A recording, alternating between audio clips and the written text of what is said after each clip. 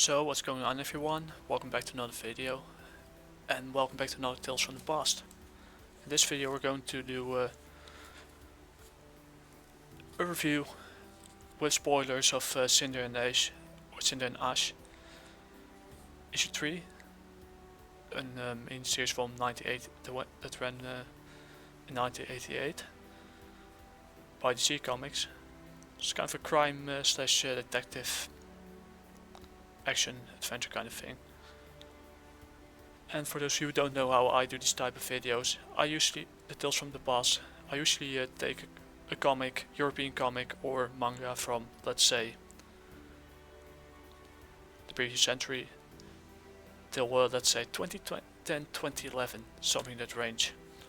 Where we discuss who the team is, writer, art, colors, letters, editor, cover art, the whole yin yang. After we do a quick synopsis, in this case a little rundown as well before that, because I also reviewed the previous two issues.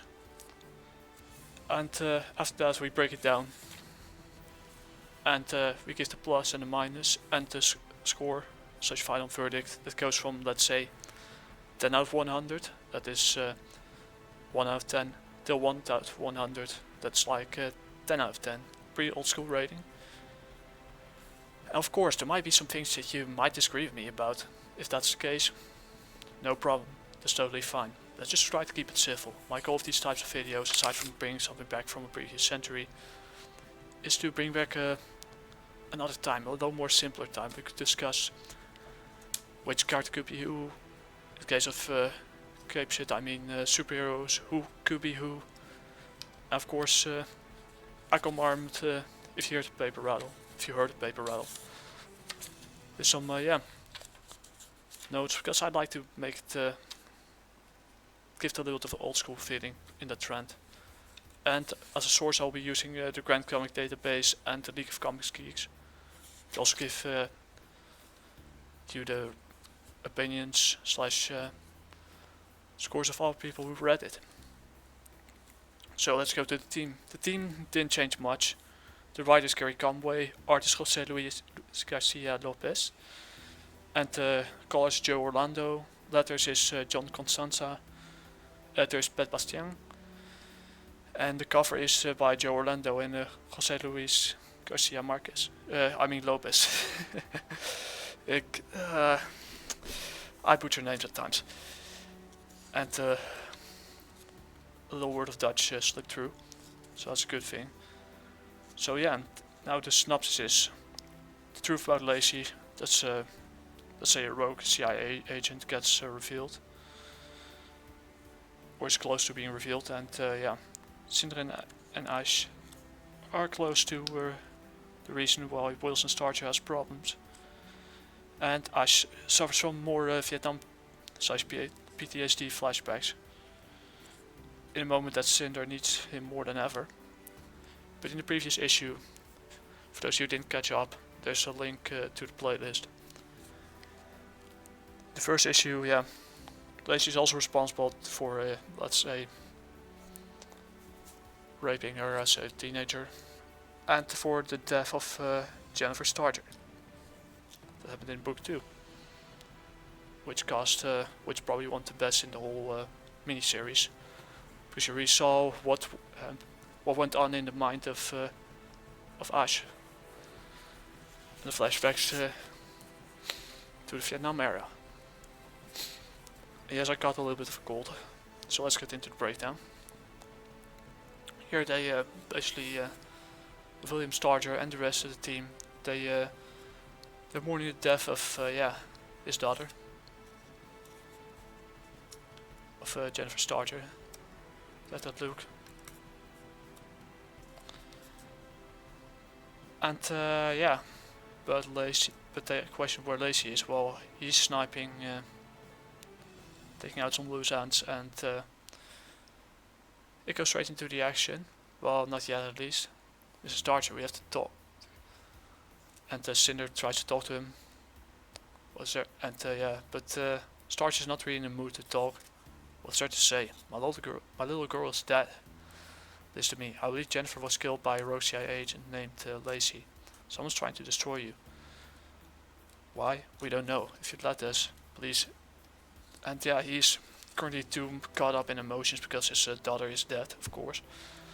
He has no time for it, and also Starcher heard the lion roar. He may still be breathing, but not for long. So you get sniped down by the rogue CIA agent, and it's one of the reasons why I don't like the CIA nor the politicians involved in it, because it's a crooked organization. And Ash tries to gain ground and find out where the sniper came from. And he takes a huge risk with it because he has a clear side of him between all the gravestones, because they're fighting in the graveyard, which is ironic. He begins to move, and thunder cracks. He can't make it. I know he can't. Well, in the nick of time, but he had to sacrifice a window for it. So yeah, he drives his van to the direction of where Cinder is carrying William Starter, and tells him to, Bouget, get in. I mean it. Hard to do with a sniper rifle. But I think I've got it. The cornfield. Okay, I tell you, get in. And she decides to make herself the target.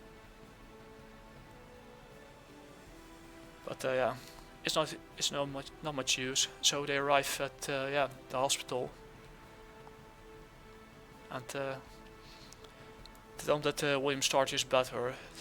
And yeah, Virginia Lee gets herself down in New Orleans. Now somebody shoots all Will. Things like that just don't happen around here.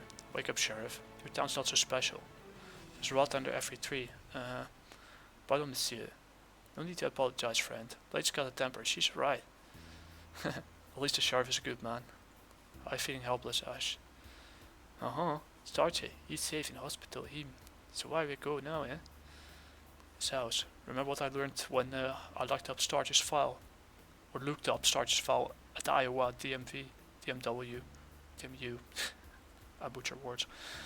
This county's record for May 1970 this county's records for May 1978 are missing. May you start your personal records fill in that last month? Last time, Ash. The answer is that last time. And he flashes back to, let's say, the latter years of the Vietnam War. And when he came back home from my year in Vietnam, last time, 70, a year gone, a boyhood gone, no one to cheer, and he joined the army because his father was a soldier, and but he was long dead,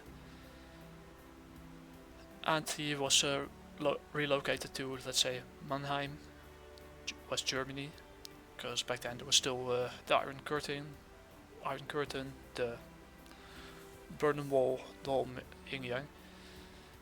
That's where the army was now. Saigon is a memory, a piece of lost time. A boy lost, a memory lost. It would take long until the Vietcong would take over Saigon. Can you, Ash? What do you got? Red-haired girl. Sarge, what you got? Full house. So they're playing a card game there.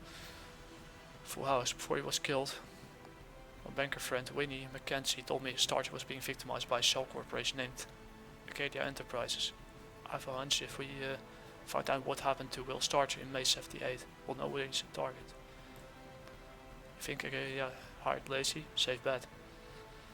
So she looked at the photos, and probably Lacey was supposed to be frightened by Starcher. To fight Starcher by kidnapping Jennifer, but the boss got out of control, and he finds Ash found something. An old guy comes down. Hey, you have any idea what time it is? So to wake you up, Mr. Gaspar. It's important. Better, what's this all about? We're working for Will Starcher. Ash, monsieur, I found this receipt for towing charges and bodywork from your guy Ash, dated May 14, 1978. My dear, the accident happened. Don't much, do you? Should be in my files. And he looks up Will's record. Not much business down this way since they opened the interstate up the road. I'll be darned. Look at that Will's file. Empty. I guess I should be unlucky that whoever been erasing Will's charges past missed that receipt in his closet. All I feel is helpless and angry. Me too, Shady. Helpless, angry. Falling knives of light into darkness. So it's 1975, just 1 year for the Vietcong, or at least could be the year. It was 1975, 1976 that the Vietcong took over Saigon. April, angry we. Je suis furieux, helpless we. Senior Podien, a boyhood lost, a childhood gone. A qui bon. God in your heaven for what? Take down Nguyen Hue Boulevard, hang right at the statue, then left to the Do Street. So you see here, basically, the latter years of the Vietnam War, the fall, or what happened after the Vietnam War, just fall of Saigon.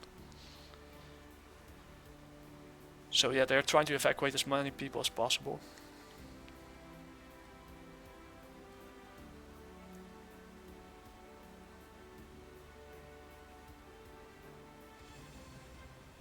So April 1975, 30th April 1975, not 1976, where they finally, where the Vietcong finally realized the reunification of the whole country, or the unification into the communist ideology. And he is charged in assist the embassy evacuation and more duty in a career that no longer makes much sense. Does a good soldier, but the faces. And yeah, one face stands out, the face of Cinder. He tells them to open the gate, and yeah.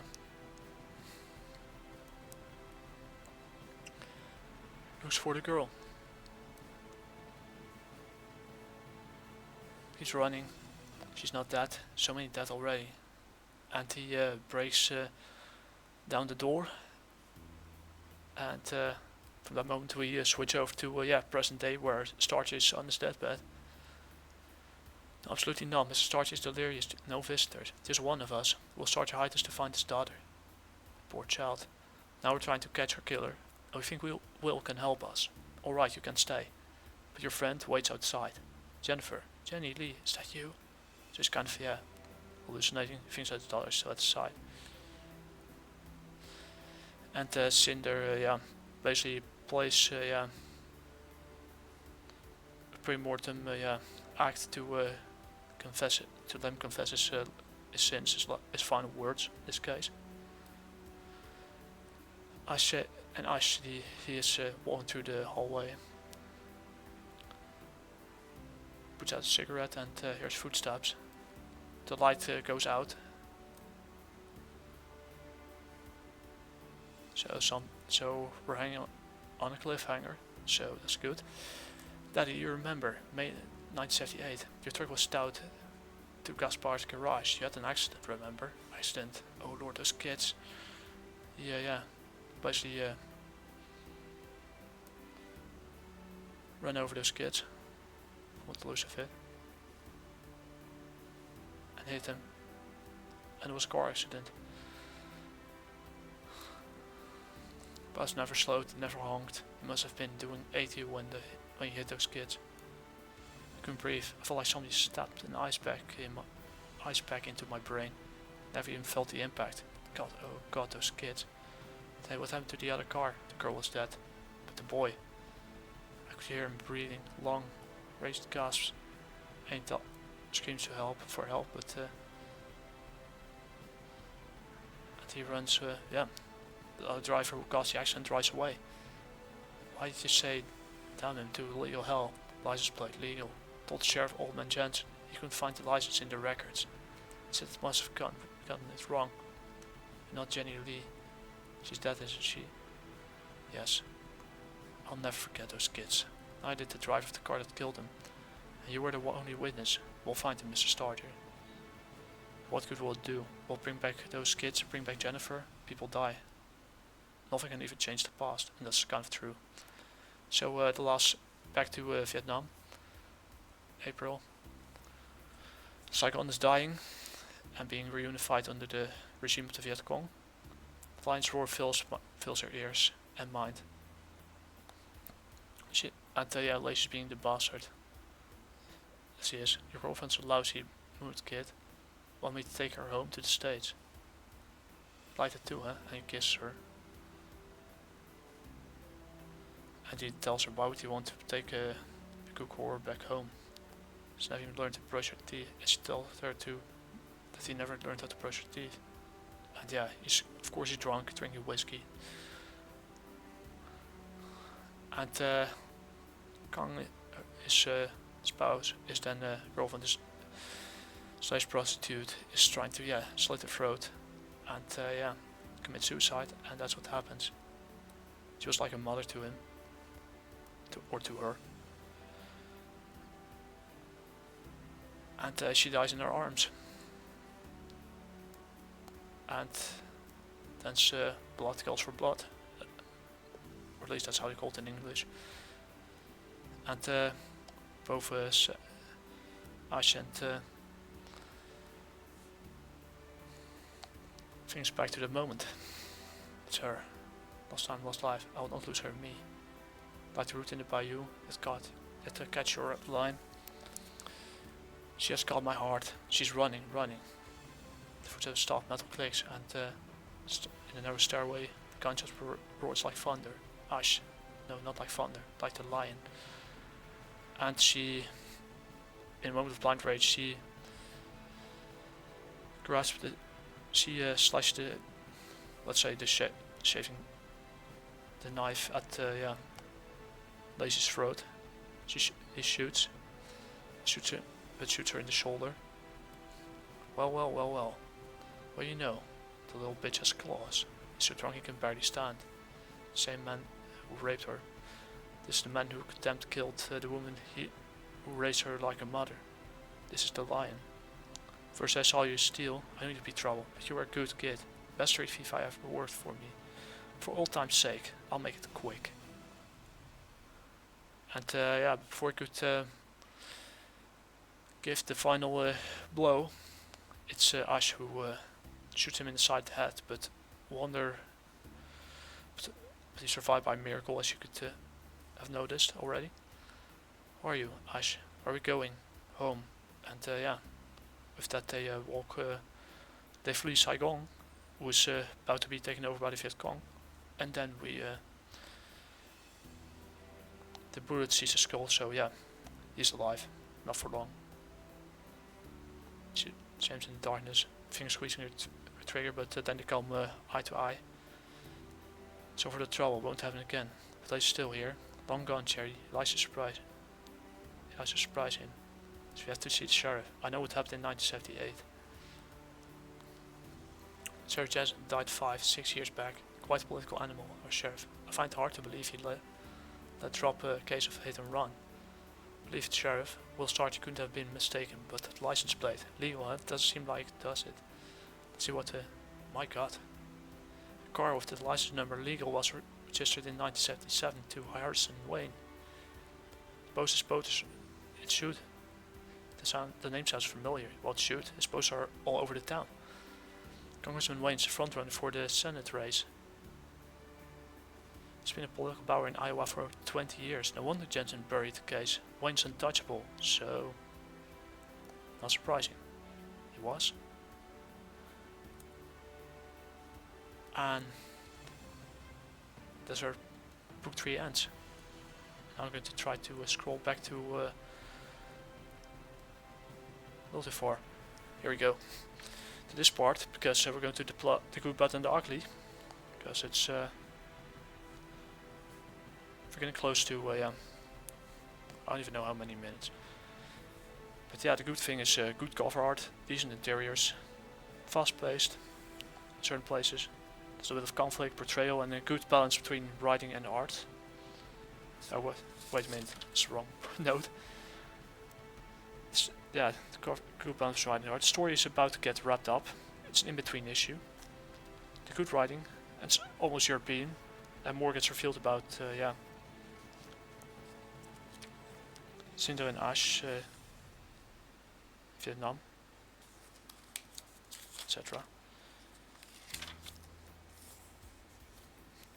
And yeah, it's interesting, but it's kind of predictable that for the plot that yeah, there's a corrupt politician involved, which could be an unexpected ally, but or it could be an yeah, one pulling all the strings. You never know with the CIA and yeah, whatever it is. Fortunately, the writing is not as good as in 2, but it's kind of an in-between issue where yeah, they're building up things to wrap things up.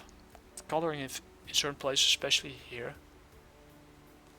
Here she's yeah, you see her, she has more yellowish skin due to her Vietnamese roots.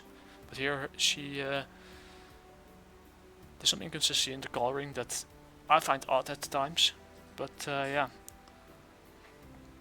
that's what it is.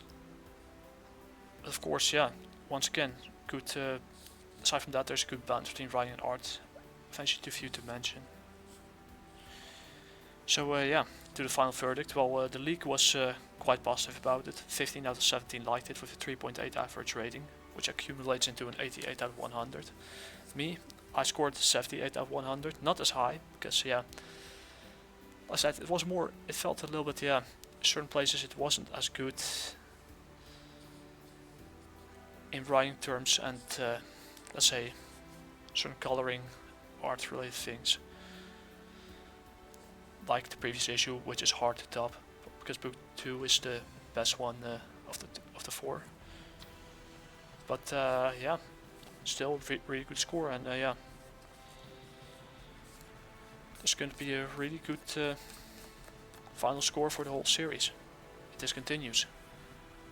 And yeah, this one will be uploaded on Monday. I'll try to do book 3, or book 3 will be uploaded on Monday. Book 4 will be upload somewhere on Friday or the week after, depends on my work schedule. So yeah, anyways, talk to you guys later. Hasta la próxima, chicos, y chicas. Dewa matane.